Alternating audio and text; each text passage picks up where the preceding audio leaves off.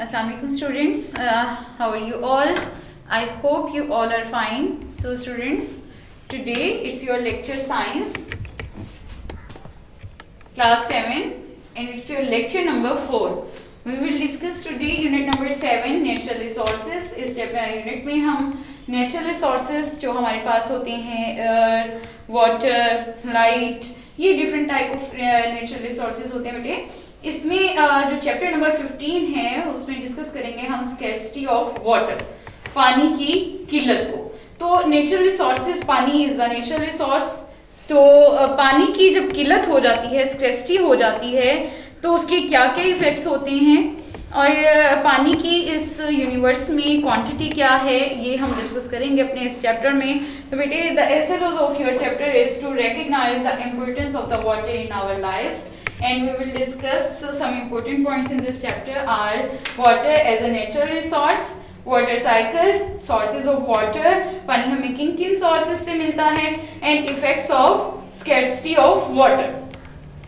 क्या असरात होते हैं जब पानी की किल्लत हो जाती है. तो बेटे सबसे पहले हम डिस्कस करते हैं that plants and animals means all the living beings directly and indirectly depend on the natural resources. The natural resources are of different types like air, water, light, heat. These are different types of the natural resources. अब बेटे natural resources हम कहाँ से हासिल करते हैं, that the point we have to know that lithosphere, you know the different spheres present on the earth's surface. So lithosphere is one of them, hydrosphere, atmosphere, so we get air from the atmosphere, and hydrosphere we get water from the hydrosphere, and lithosphere most of the minerals and solid part of the earth is obtained from the lithosphere. Lithosphere consists on the solid parts of the earth's crust, means most of the plants grow on them, on soil. Soil is also the natural resource. So these are different types of the natural resources from which today we will discuss the importance of water and how much water is present on the earth and how much we are utilizing. You know that there is only the 1/3 part of the earth is the dry land, means 1/4 part जो है बेटे जमीन का जो चौथा हिस्सा है वो सिर्फ ड्राई लैंड है, बाकी सब पर जो है वो पानी कॉन्सिस्ट है, पानी पर मुश्तमिल है. अगर हम जस्ट एज्यूम कर लेते हैं ये एक अर्थ का स्फीयर है बेटे, ठीक है, इसके हम डिवाइड कर लेते हैं इसको 4 पार्ट में. तो जस्ट ये जो 1 पार्ट है ये ड्राई लैंड है, बाकी ये सारा पोर्शन जो है it consist of on water. ये जो है ये सारा पानी है. अब देखिए बेटे जितना ज्यादा पानी मौजूद है उतनी ही ज्यादा पानी की अल्लाह पाक ने इम्पोर्टेंस जो है वो रखी है. अगर हम अपनी बॉडी को देखें as a living being, as a human being, तो बेटे हमारी बॉडी में पानी जो है each body cell just can contain almost 65 to 85% of water. Means हमारे हर सेल की अगर हम बात करें, cell is the basic unit of our body, जिससे मिलकर जो है हमारी पूरी होल बॉडी, ये होल ऑर्गेनिज्म जो है वो वजूद में आता है. तो each cell contains almost 65 to 85% of water. Means पानी हमारे हर सेल में 85% तक मौजूद होता है. और अगर इसे कम हो जाए, डेफिशिएंसी हो जाए, what will happen? There will be dehydration. हमें जो है पानी की कमी हो जाएगी and even we can die. We cannot survive ourselves without water. So बेटे पानी living beings के लिए बहुत जरूरी है. On the basis of their uses of the natural resources, the natural resources can be classified under 2 categories: renewable natural resources and non-renewable natural resources. Renewable natural resources that can be renewed, इन्हें जो है हम renew कर सकते हैं. That can never be exhausted, ये हमेशा ख़त्म नहीं होते, and they are replaced within a reasonable period of time are called as the renewable natural resources. For example, air हम inhale करते हैं oxygen, similarly on second hand हम exhale करते हैं कार्बन डाइऑक्साइड, मीन्स रिप्लेस हो जाती है. and the same carbon dioxide will be utilized by the plants, and plants will excrete oxygen gas for us, and we will use the oxygen gas. So in this case, in this cycle the air is replaced by different sources. तो means क्या है, ये sources जो exhaust नहीं होते, ठीक है, are called as the renewable sources. Other one are the non-renewable natural resources. The non-renewable natural resources that can never be exhausted again. They are called as non-renewable resources. We can say the natural resources that are exhaustible and can be used only once. ये exhaust जो है वो कर सकती हैं इनको, और दोबारा जो है वो यूज कर सकते हैं. They are called as the non-renewable resources within a reasonable period of time are called as non-renewable resources. For example, coal, petroleum, इन्हें आप देखें बेटे एक बार जो है वो जला देते हैं, जैसे लकड़ी है तो कोयले में चेंज हो जाएगी, वो दोबारा वुड नहीं बनेगी. पेट्रोल है वो बर्न हो जाता है, जब आप बाइक या व्हीकल्स में जो है पेट्रोल यूज करते हैं एज अ फ्यूल, तो वो यूज हो जाते हैं तो दोबारा पेट्रोल नहीं बन सकता. तो ये कहलाते हैं non renewable nature resources. But there are some renewable nature resources like water that are exhaustible. ये एग्जॉस्टिबल हैं. This means though water is a renewable natural resources, it is used faster than it is renewed. Means पानी को जो है वो हम हर source में use कर लेते हैं. अगर पानी सॉलिड फॉर्म में है एज अ आइस यूज होता है, एज अ वही solid form by the effect of temperature change होती है इनटू द वाटर, तो हम पानी के तौर पर यूज करते हैं. अगर वही पानी by the effect of heat और टेम्परेचर चेंज हो जाता है इनटू द वाटर वेपर्स, तो water vapors goes into the clouds, and clouds gives back that same water in the form of rain. तो क्या है, water is the renewable source of the water. तो बेटे water as a natural resource, if we discuss as the water, I told you that that only the 1/4 part is the dry land, और जो बाकी के 3 हिस्से हैं वहाँ पर पानी मौजूद है. तो water is the most abundant substance on the earth surface. सबसे ज्यादा पाए जाने वाला सब्सटेंस जो है जमीन पर वो वाटर है. It covers more than 3/4 of the earth surface. It also exist as snow and ice on mountains and it's found within the crust of the earth. Means ना सिर्फ कि एज आइस पाया जाता है पानी की form में, बल्कि ये जमीन के अंदर भी जो है एज अ वाटर टेबल जो है वो मौजूद होता है. और वाटर टेबल बेटे हम कहते हैं the level of ground water which is available for us is called as the water table. अगर बेटे आप अपनी ये बुक देख रहे हैं, बुक पेज नंबर 161 पर आपको अर्थ टोटल वाटर बता रही हैं. आप देखिए बेटे ये सारा अगर जमीन का जो पानी पूरा पानी डिस्कस करें तो उसका एक कंप्लीट एक सर्कल ले लिया है, उसको डिस्कस किया है. इसमें से 3% जस्ट जो है वो फ्रेश वाटर है. ठीक है, टोटल पानी में से 3% जस्ट जो है वो फ्रेश वाटर है, जबकि 97% जो है वो सॉल्टी वाटर है, और उसे हम कहते हैं ओशन. यानी समुद्रों का पानी जो है वो नमकीन सॉल्टी वाटर कहलाता है. और ज्यादातर इस जमीन पर जो है वो समंदर में पानी जो है वो ऑक्युपाई हुआ है, जबकि 3% जो है वो वाटर फ्रेश वाटर है, मींस जो साफ पानी है. अब उस 3% में से आप देखिए 30 अगर उस 3% का टोटल 100% ले लें तो उस 100% में से 68.7% जो है वो आइस कैप्स में पानी सेव है और ग्लेशियर्स में फ्रेश वाटर की फॉर्म में, और 30.1% जो है वो as a ground water means water table में पानी सेव है. अगर बेटे इस जो रिमेनिंग 0.3% और 0.9% अदर वन जो रह गया है ये कॉन्सिस्ट होता है लेक्स में, स्वैम्प्स में, रिवर्स में. ओके बेटे, आप इस सर्कल को जो है वो केयरफुली देखिएगा and you will notice that how much of the water, how much percentage of water is present as a fresh water in river, lakes, in oceans. So you will get to know. तो बेटे importance of water and its use. Importance की अगर हम बात करें so I discuss that life is not possible without water. Like human beings हमें पानी की जो है वो बहुत ज़रूरी है. तो we need water for the regulation of our most of the life processes such as digestion of food, excretion of waste materials and transportation of the nutrients. और and it also helps to control our body temperature to by the process of sweating and evaporation. Means पानी जो है बेटे हमें अपने different life processes like digestion है, excretion है, wastage of extra material है, तो इसके लिए हमें पानी की जरूरत होती है। इसके अलावा ये हमारे बॉडी टेम्परेचर को भी मेंटेन रखता है by sweating and by evaporating. Means गर्मियों में जब हमारी बॉडी को बेटे हमारी बॉडी रिक्वायर कर रही होती है, ज़्यादा हीटअप हो जाती है, तो हमारी बॉडी कूल डाउन करती है by sweating.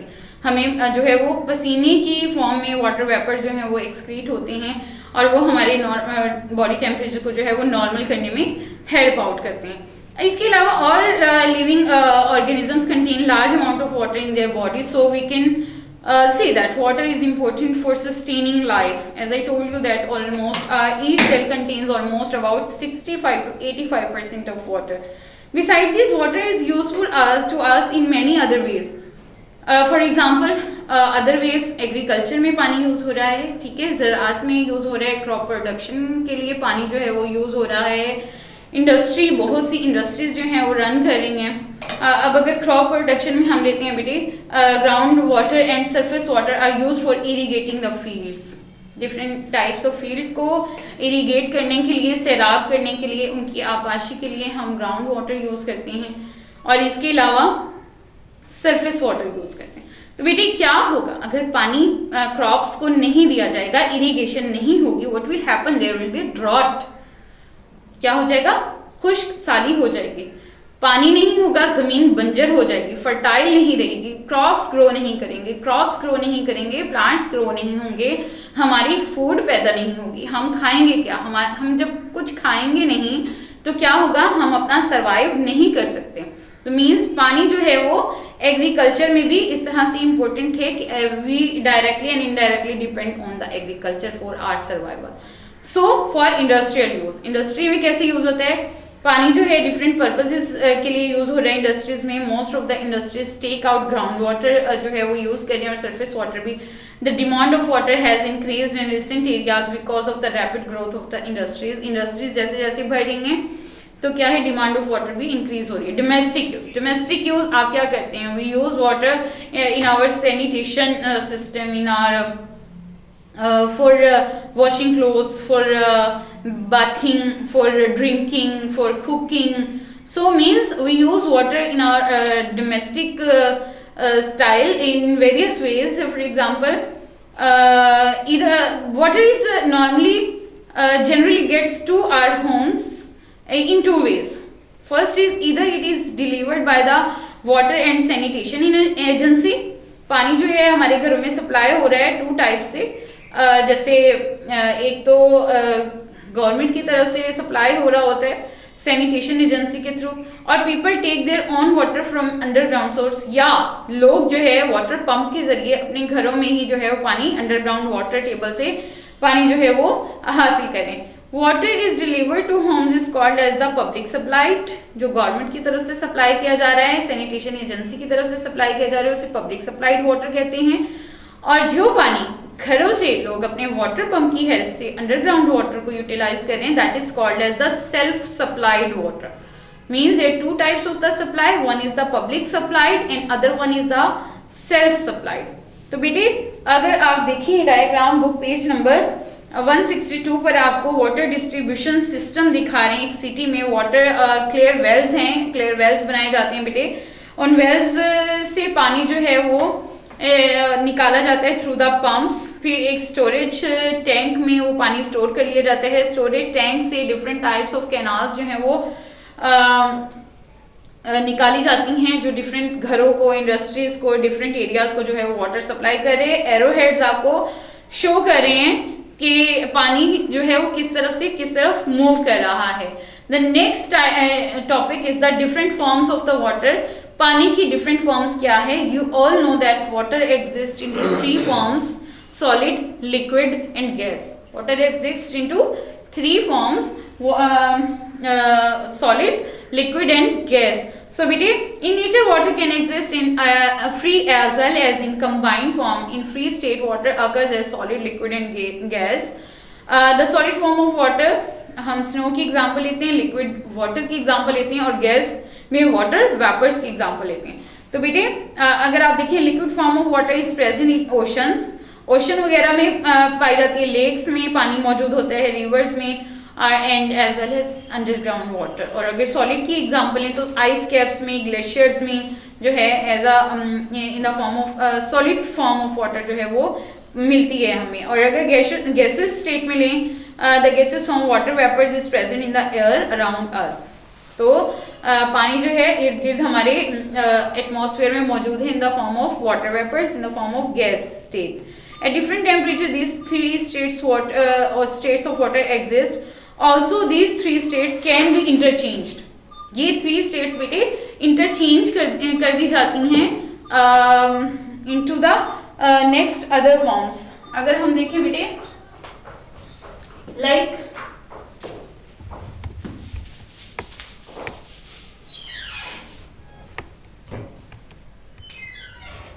you can see that solid form of water, solid, liquid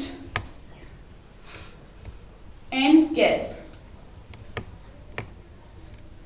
solid में आप एग्जांपल ले रहे हैं आइस की, लिक्विड में वाटर की एंड गैस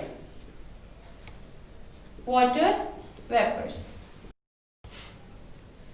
तो बेटे हम यहाँ कह रहे हैं these three forms can be interchanged into one another. How? By the effect of temperature or we can say the heating effect. अगर आप देखें सॉलिड को टेम्परेचर अप्लाई कर रहे हैं, हीट प्रोवाइड कर रहे हैं हम, तो मीन्स बाय हीटिंग, हीटिंग जो है यही सॉलिड आइस चेंज हो जाएगी इनटू द लिक्विड। अब ये लिक्विड अगर मजीद आप उसका टेम्परेचर इनहेंस करते हैं, इंक्रीज करते हैं, तो ये लिक्विड यानी वाटर जो है ये भी बाय हीटिंग जो है चेंज हो जाता है इनटू द गैस। अब अगर हम बात कर रहे हैं फ्रीजिंग की, मीन्स आप टेम्परेचर जो है वो डिक्रीज कर रहे हैं बच्चे, तो क्या होगा, यही गैस फॉर्म जो है वो चेंज हो जाएगी इनटू लिक्विड फॉर्म, फ्रीजिंग और बाय डिक्रीजिंग द टेम्परेचर। अब ये लिक्विड फॉर्म जब आप और टेम्परेचर डिक्रीज करते हैं चेंज हो जाएगी इनटू द सॉलिड आइस, यानी पानी जो है वो बर्फ में चेंज हो जाएगा बाय फ्रीजिंग। सो बेटे वो टेम्परेचर जिसमें कोई भी solid form of water change हो जाती है into the liquid form of water, या liquid form of water change हो जाता है into the gases state, is called as the boiling point of the water. And the boiling point of water is 100 degree centigrade, means water boils at 100 degree centigrade. Understand बेटे? अब अगर water vapors is cooled down in the laboratory, it again forms the water. This process is known as the condensation. You know, rain happens because of the process of condensation. Condensation कौन सा process होता है बेटे? जब water vapors, you can see there is the water cycle over here. क्या होता है बेटे? Heat of the sun, यानी सूरज की जो heat है उसकी इफेक्ट से ये जो वाटर सोर्स है, means water source is the sea और ocean, you can say the river, lakes, glacier है, कोई भी है वाटर सोर्स। तो by the heat of sun the water vapours evaporate from the surface of the water. Water vapour जो है वो पानी की सरफेस से इवेपोरेट होंगे बेटे, and they will go into the clouds. अब ये क्लाउड्स में चले गए water vapours, so these water vapours when they will move towards the clouds they condense into the liquid water and they will get back in the form of rain on the earth. क्या होगा बेटे, यही जो है water vapours पानी की form में दोबारा जमीन पर आ जाते हैं, and this whole process is called as the condensation process. Means water vapours evaporate हुए, वो कंडेंस हुए क्लाउड्स में जाके, और फिर दोबारा वापस वाटर की फॉर्म में जो है वो जमीन पर वापस आ गए। This is the process of condensation and rain happens as a result of the condensation process. So Vidi, the interchange of these different states of water also takes place in nature, forming a cycle is known as the water cycle. So this is your whole cycle, means पानी जो है बेटे अपना cycle complete कर कर वापस पानी ही बन जाता है. हम इसको एक बार फिर से देख लेते हैं. When means temperature affects the process of water cycle. Heat of the sun यानी सूरज की गर्मी जब होती है ये वाटर सोर्स से पानी इवेपोरेट होता है एंड इवेपोरेट होकर एटमॉस्फेयर में शामिल होने के बाद जब एटमॉस्फेयर में ज्यादा क्वांटिटी हो जाती है definitely they will move towards the cloud, they will move in upward direction. तो अपवर्ड डायरेक्शन में ये क्लाउड्स जो हैं बना लेते हैं यही वाटर वेपर्स, फिर क्लाउड्स जो हैं वापस वही वाटर वेपर जो है रेन की फॉर्म में जमीन को दे रही होती हैं and this is called as the raining and it completes the water cycle too. यहाँ से पानी उठा है और वापस बादलों में गया और बादलों से फिर वापस पानी वाटर सोर्स में आ गया। This is the water cycle बेटे। So your next topic is it was the water cycle, ये आपने डिस्कस कर लिया बेटे। Is there any question you can comment on our YouTube channel, वहां पर ये लेक्चर आपका बेटे अपलोड कर दिया जाता है। If you have any query, you can comment over there. We will answer you inshallah. So the next topic is the water source. पानी के ज़राए कौन कौन से हैं बेटे? पानी जो है वो अंडरग्राउंड वाटर की फॉर्म में भी जो है वो पाया जा रहा है। फॉर एग्जाम्पल जिसको मैंने वाटर टेबल कहा था। Rainfall provides fresh water to our planet. Rainfall यानी रेनिंग से जो है वो फ्रेश वाटर हमें मिलता है। Most of the rain water runs off the earth's surface forming rivers and streams and flows to the oceans. Some of the rainwater passes through the soil into the non-porous rock beneath. This stored water is called as the underground water and this is also known as the water table. Underground water is also called as the water or aquifer. The level of underground water is called as the water table. So it was one source of the water. After that surface water. Surface water में आप ले लें river, seas, oceans, lakes, glaciers, ये सारे जो हैं क्या हैं सरफेस वाटर के सोर्सेस हैं। तो water is present on the earth surface is called as the surface water. Rain water that runs off the surface of the earth forms lakes and rivers which ultimately flow into the seas and ocean. ठीक है बेटी, sources again बता देती हूँ। ये sources जो हैं वो टू टाइप्स में जो है वो क्लासीफाई किए गए हैं। फर्स्ट टाइप में आ जाते हैं river, lakes, streams and ponds और ये सब जाकर कहाँ एंड होते हैं? सीज एंड ओशन में। द सेकेंड टाइप जो है वो सीज एंड ओशन है। Rivers and streams ultimately flow into the seas and ocean. The last topic is the effects of scarcity of water on the life. क्या होगा बेटे जब पानी की किल्लत हो जाएगी, पानी की कमी हो जाएगी? तो water shortage has become a matter of concern through out the world. It is estimated that in a few years from now more than 1/3 of the people in the world would face crisis of water shortage. The amount of water recommended by United Nations for drinking, washing and cooking and maintaining proper hygiene is a minimum of 50 liters per person per day. Means जो एक amount जो है वो calculate की गई है, यानी एक आदमी, एक इंसान जो है वो डेली बेस पर 50 लीटर जो है वो पानी यूज कर रहा है। तो इस हिसाब से अगर देखें as the population is increasing day by day, तो पानी की जो डिमांड है वो भी डे बाय डे बढ़ रही है, इंक्रीज हो रही है। At times scarcity of water occurs. तो इस तरह से क्या हो सकता है? स्कैर्सिटी ऑफ वाटर, पानी की किल्लत, पानी का कहत, पानी की कमी जो है वो ज़्यादा से ज़्यादा होने के चांसेस है। Some causes of the scarcity of water are discussed here: increasing population, increasing industries, increasing agricultural activities, uneven rainfalls, water pollution, no effective measures for water conservation. So these are some causes of scarcity of water.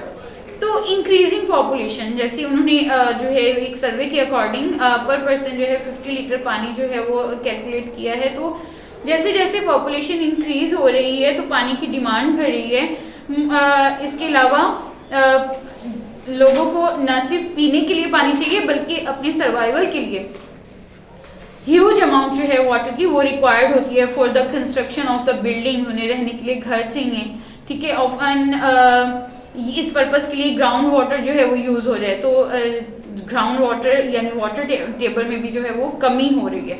Increasing industries ज़्यादा बढ़ रही हैं तो पानी की demand भी जो है वो डे बाय डे इंक्रीज हो रही है।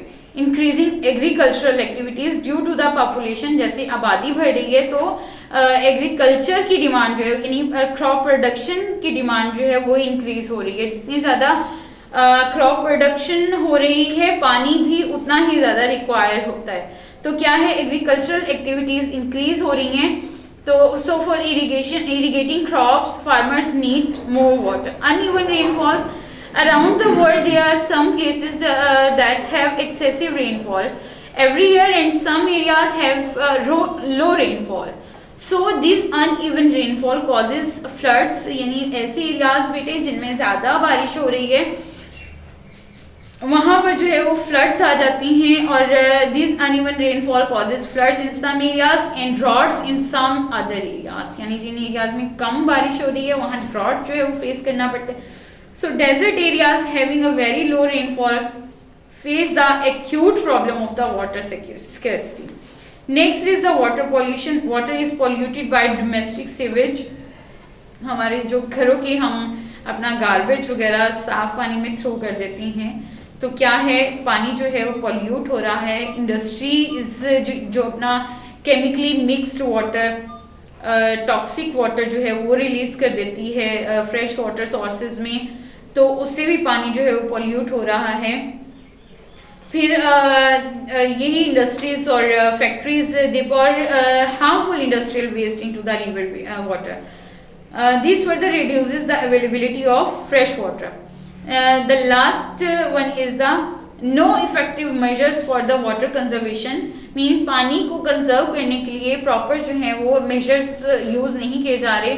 सो very little has been done to conserve our water resources and utilize it in proper way.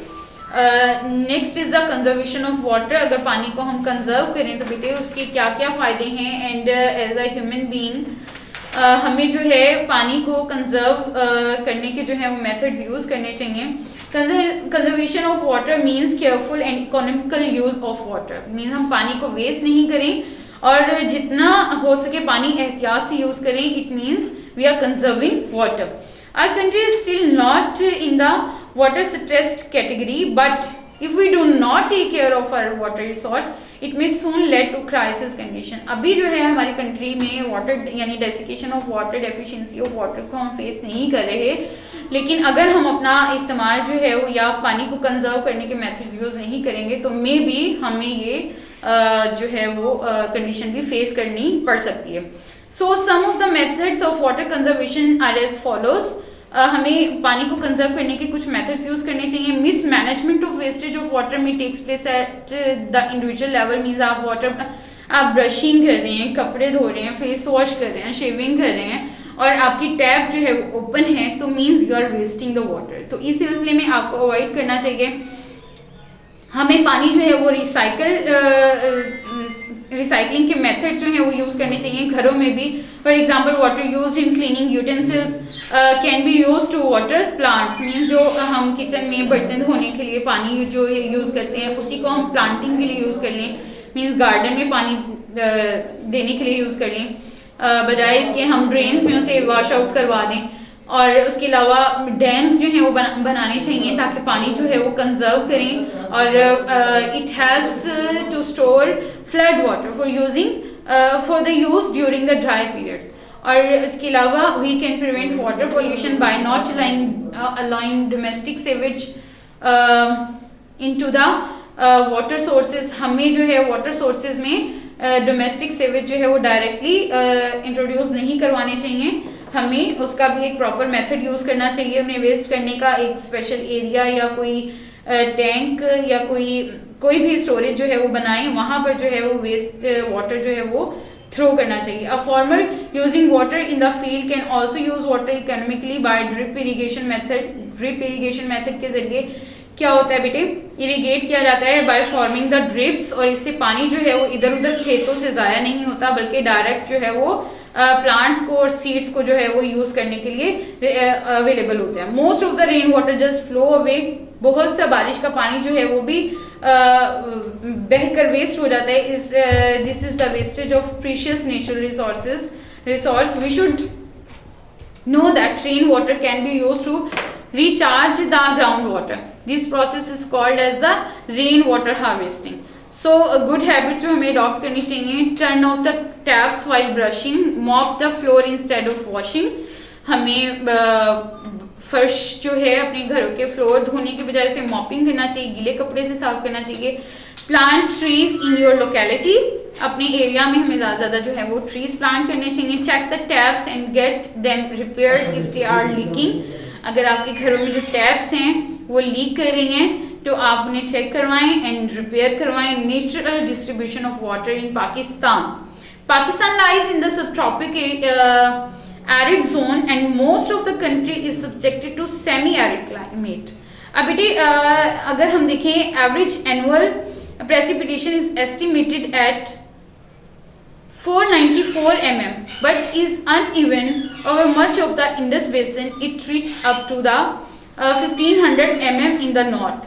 तो क्या होना चाहिए? Most of the rainfall in Pakistan originates from the summer monsoon. The mean annual inflow into the country is through western river Indus, the Jhelum and Chenab, and through the eastern rivers, the Ravi. Eastern rivers के जरिए रावी जिसमें आता है, बीस आता है, सतलुज आता है. The recent statistical data shows that Indus River and its tributaries on the average bring 154 MAF of water annually. So बेटे these are the natural distribution of water in Pakistan. इसमें आपको डिस्कस कर बताया हुआ है कि इस रिवर में कितना पानी जो है वो स्टोर होता है और कहाँ से कहाँ जो है वो ट्रांसपोर्ट होता है. This was your whole chapter number 15 scarcity of water. तो इसमें बेटे आपने जो पॉइंट्स डिस्कस किए हैं एक बार हम उसे रिपीट कर लेते हैं. The points were the water a natural resource, water cycle, sources of water, effects of scarcity of water. Maybe this whole lecture is uploaded on your channel Garrison School System on YouTube. So if you have any kind of question, you can comment over here. Kindly subscribe and like your channel for getting the latest update. So beta, your diary is you have to read this whole chapter number 15, learn its all work pages and exercise. Also you have to draw water cycle in your notebooks. अब बेटे आपने exercise को अगर आप देखें part A और B आपने complete करना है, ठीक है. सी और डी में से आपने स्पेसिफिक आंसर्स जो हैं वो लर्न करने हैं. आपके नोट्स जो आपको प्रोवाइड किए गए हैं उसमें डबल टिक मार्क हैं ये आंसर्स. अगर आप वहां से देख लें then well and good, otherwise मैं आपको यहाँ भी मार्क करवा देती हूँ. सी और डी. सी पार्ट से आप क्वेश्चन मार्क कर लीजिए. Question number 1, 2, 7, 9, 10. From the part you have to learn question number 1. Okay बेटे, इसके साथ अपना बहुत ख्याल रखिएगा. Thank you so much. अल्लाह हाफिज.